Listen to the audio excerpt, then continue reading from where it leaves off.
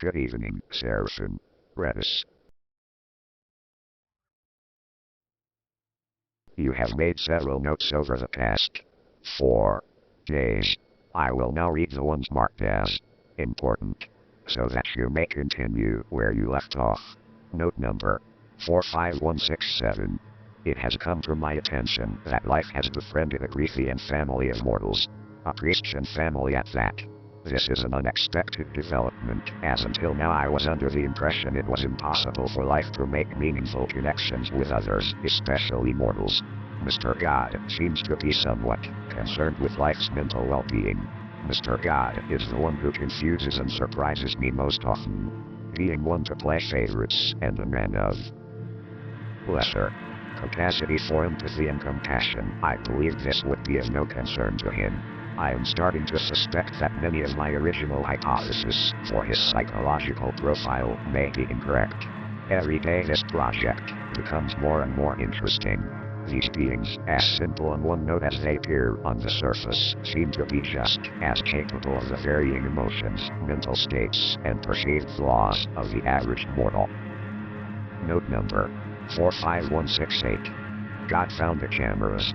I was subjected to an entertaining but overall useless interaction because of this.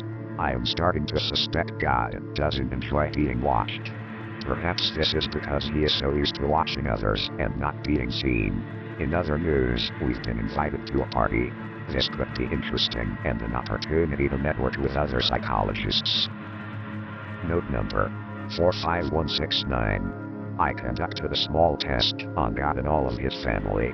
I believe God is starting to realize these tests don't really mean anything and are simply a means for me to gather data on how they may react to being offered to take a test, especially ones that ask personal and philosophical questions. Result was pretty entertaining. Note number 45170. Had a session with Hate today.